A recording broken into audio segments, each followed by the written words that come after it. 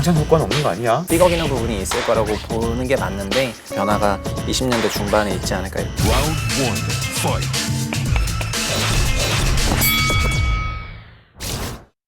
안녕하세요. 박종훈의 경제한방입니다. 이 부동산 대책이 나올 때마다 지적이 되던 게 그동안 공급이었는데 마치 이 문제에 대해서 화답이라도 하듯이 정부가 8.4 대책에서는 이 주택 공급 시그널을 보냈습니다. 시장이 과연 어떻게 반응할지 최상욱 애널리스트와 오늘 그 얘기를 한번 나눠볼까 합니다. 안녕하세요. 네, 안녕하십니까. 네. 최상욱입니다. 네. 이번 대책을 어떻게 보셨을지 그게 좀 궁금합니다. 과연 13만 호를 공급한다. 네. 이게 어떤 의미를 갖고 있는 거고 효과가 있을지요? 어떻게 보십니까? 일단은 효과는 있을 걸로 보고 있는데 네. 그 13만 호 공급에 대한 효과보다는 3기 신도시라고 들어보셨죠? 네. 그 3기 신도시를 포함해서 8.4 공급 대책 나오기 전까지 누적 77만 호 공급 계획이 서 있던 상황이었거든요. 네. 그래서 그런 거에다가 추가로 13만 호가 더해진 거예요. 그래서 합산 90만 호가 된 건데, 그래서 사실 77만이라는 숫자가 적지 않은 숫자이고, 그다음에 뭐 여러 가지 통계 지표를 많이 바꿀 수 있을 정도의 공급량이기 때문에 저 개인적으로는 좀 충분하다 이렇게 생각을 하고 있었는데, 근데 여기다 추가로 13만이 더 얹어지면서 서울 권역에만 이제 더 공급될 거를 좀 밝혔기 때문에 공급 효과 좀 있을 걸로 생각하고 있습니다. 근데 그 77만 호나 뭐 13만 호나 진짜 그 계획대로 공급이 되겠느냐 이런 문제들 때문에 걱정과 우려가 좀 있잖아요. 그 우려는 그렇게 설명드릴 수가 있을 것 같아요. 뭐 3기 신도시 자체가 안 된다고 생각하진 않으시죠? 네. 3기 신도시는 된다고 생각을 하실 것 같아요. 그런데 5월 6일 날에 용산의 그 철도정비창부지의 8,000세대를 포함해서 서울 권역에 6만 세대 공급하는 계획을 발표를 한 게 있습니다. 5월 6일 날에. 그 공급 계획에는 공공 재개발이라는 게 들어가요. 2만 세대 정도가. 그래서 그때부터 약간 민간 소유주랑 그러면 서로 협조해야 되는데 공급이 좀 되겠냐? 이런 얘기들이 나왔었거든요. 그리고 이번에 8.4 공급 대책에 13만 호 공급이 나왔는데 여기서 공공 재건축, 그러니까 네. 공공 고밀도 재건축이 5만 세대가 들어가고, 네. 그다음에 또 공공 재개발에서 그 5, 6 대책에서 커버하지 못했던 정비구역 해제됐는데 해제 지역의 소유주들이 우리도 신청하게 해달라 이렇게 해서 한 게 또 2만 세대거든요. 그러니까 8.4 대책에서 7만 세대가 민간 소유주하고 또 협조를 해야 되는 거예요. 네. 그러니까 지금 시장에 나온 얘기는 5, 6 대책에 2만, 이번에 7만 합쳐서 9만 호 정도가 민간이랑 이제 손잡고 가야 되는 건데 그게 얼마만큼 뭐 현실성이 있겠냐 이런 논란이거든요. 네. 그래서 전체 90만 호의 공급 계획에서 보자면은 81만 호는 계획대로 간다고 생각하는 게 맞고요. 81만 호는 네, 9만 호는 민간과 손잡고 가야 되는 거니까 뭐 삐걱이는 부분이 있을 거라고 보는 게 맞는데, 근데 이제 이 9만 호를 너무 확장 해석해가지고 공급 계획 전체가 효과 없다 이렇게 보는 건 좀 아니라는 거죠. 민간 쪽에서 받을지 안 받을지 궁금한 것 중에 하나가 바로 50층. 네. 50층 진짜 꿈의 네. 50층이잖아요. 그분들한텐. 네. 그리고 용적률 상향도 좀 해주기로 했는데 네. 이게 또 여러 가지 제약 조건들이 많더라고요. 과연 이 조건을 받게 될까요? 아니면 어떻게 될까요? 지금 8.3 공급 대책에서 공공 고밀도 재건축이라는 게 처음 나왔고, 네. 그리고 말 그대로 공공 참여, 그리고 고밀도에 저희가 국토계획법에 따르면 용적률이 300%가 상한인데 그거를 바꿔서 500%까지 올릴 수 있도록 해주는 거고요. 네. 층고 제한도 서울시 조례에 따라서 35층까지인데 50층까지 열어주겠다 그래서 소비 500% 50층 재건축 방식이거든요. 네. 근데 이제 이렇게 설명드리면 될 것 같아요. 숫자를 약간 말씀드려야 될 것 같은데 현재 250%까지 재건축하는 데는 아무 문제가 없어요. 용적률 250%까지. 네. 가령 예를 들면 목동이 뭐 평균 120%니까 그 2배인 250%까지는 갈 수 있고요. 뭐 음마 같은 경우에는 200% 정도 되는 용적률이니까 250%까지는 갈 수 있습니다. 근데 현재 서울시 조례에서는 공공임대로 기부 체납을 하면은 용적률을 300까지는 올려줘요. 네. 그러니까 250% 기준으로 만약에 500가구가 형성되는 재건축이 있는데 조합 분양이랑 일반 분양 합쳐서 500가구가 되는데 기부 체납을 하게 되면은 300%까지 열어주니까 50% 용적률인 100가구가 추가돼서 한 600세대가 형성이 돼요. 네. 250, 500세대, 300% 600세대. 네, 증분 100세대인데 50가구는 공공임대, 50가구는 일반 분양이거든요. 그러니까 일반 분양이 약간 더 늘어나긴 늘어나죠.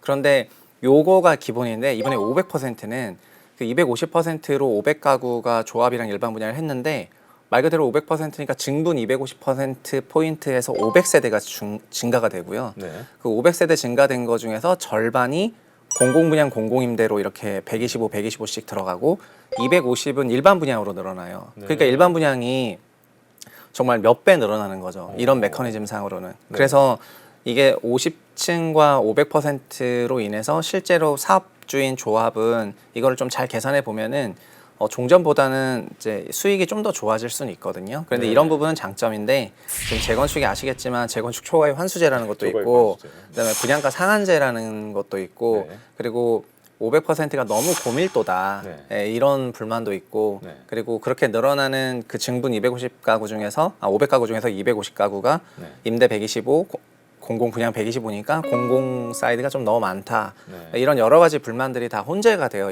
있거든요. 네. 그래서 국토부 발표 때도 서울시에 93개 사업 초기 단계 재건축들이 있고 네. 합산 26만 세대가 있는데 그중에 한 20%가 참여할 것 같다. 이렇게 해서 5만 2천 세대 얘기한 겁니다. 네. 정말 반길만한 그런 아파트 단지들이 진짜 실제로 존재하게 될까요? 네, 이런 방식은 일반 분양수가 충분히 많이 나오는 저밀도 아파트보다는 용적률이 뭐 180% 넘어가는 그런 그래서 250%까지 가봐야 일반 분양이 얼마 안 나오는 그런 단지들 같은 경우에는 고민을 좀 해볼 수 있지 않을까 생각하고 있습니다. 그런 경우는 선택지가 별로 없으니까 이걸 받아들일 수밖에 없다 이렇게 네, 보시는 네. 건가요? 일반 분양이 이론적으로 아예 없으면 저희가 말하는 1대1 재건축이 되는데 네. 1대1 재건축 같은 경우에는 소유주인 조합이 사업 비용을 다 조달해야 되거든요. 네. 네, 그런데 보통의 경우에는 일반 분양을 통해서 사업 수익을 만든 다음에 그 사업 수익을 통해서 조합원의 분담금을 이제 제로화시키는 게 일반적인 재건축 방식이기 때문에 네. 이런 고밀도 재건축을 이제 고민하는 데는 나오긴 할 것 같아요. 자, 근데 또 이런 걱정을 하시는 분들이 있는 것 같아요. 뭐냐면 지금부터 공급 계획을 세운다 하더라도 네. 앞으로 한 3년 최소한 뭐 심지어 4년, 5년 걸릴 수도 있기 때문에 이게 시차가 있어서 집값 안정을 시키는 건 한 3, 4년 뒤고 지금 당장 효과는 없는 거 아니야? 네, 그 문제는 제가 부동산 대학원 갈 때 입학 문제였는데 아, 정말요? 네, 그러니까 부동산이 원래 시차가 존재할 수밖에 없고 네. 주택만 하더라도 짓는데 3년 이상 걸리고 네. 택지 개발 통해서 짓는 건 거의 5년에서 10년 걸리기 때문에 부동산의 공급이 굉장히 비탄력적이라는 게 시험 문제였거든요. 네. 실제로 공급이 굉장히 비탄력적이고 그래서 3기 신도시 계획이 18년 9월 19년에 나왔지만 대부분의 3기 신도시는 2024년을 전후로 공급이 될 것 같거든요. 24년. 네, 그러니까 지금 20년이고 한 3, 4년 후에 공급이 되지 않을까 싶고 그리고 3기 신도시가 그래서 도입을 한 게 정부가 그 3기 신도시.kr이라는 사이트를 만들어 가지고요. 네. 이 사이트 있는 거는 처음 들어보셨죠? 네. 이 3기 신도시 워낙에 중요하다 보니까 네. 사이트를 만들어서 심지어 SMS 알람도 설정할 수 있게 해놨어요. 오. 본인이 관심 가는 3기 신도시 다 클릭하시면 되거든요. 오. 다 클릭하시면 되고 거기 분양 정보가 올 때마다 문자를 받을 수 있게 해놨는데 그래서 그 3기 신도시를 내년과 내후년 21년과 22년에 사전 청약으로 네. 3만 세대, 3만 세대에서 6만 세대 받을 수 있게 했고요. 아마 23년부터는 본청약일 거예요. 본청약일 거고 그러니까 이런 식으로 공급 간의 시차는 존재하고요.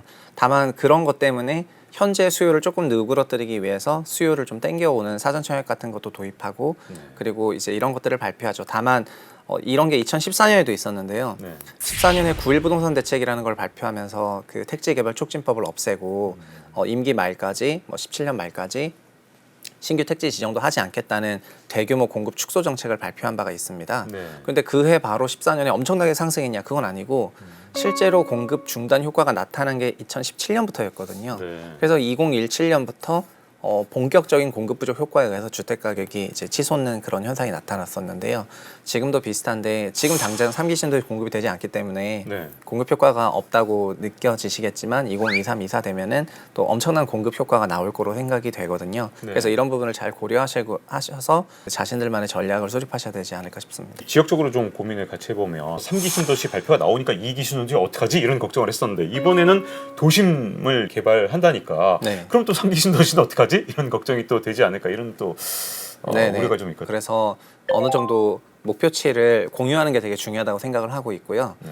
최근에 뭐 의사 증원수 관련해서 인구 10,000명당 의사수 막 이런 말이 나왔는데 네. 마찬가지로 주택도 1,000명당 주택수라는 통계를 통해서 주택 공급 지표를 비교를 하거든요. 네. 근데 현재 우리나라 전체는 오피스텔도 집이라고 해석을 편의상 해보면요.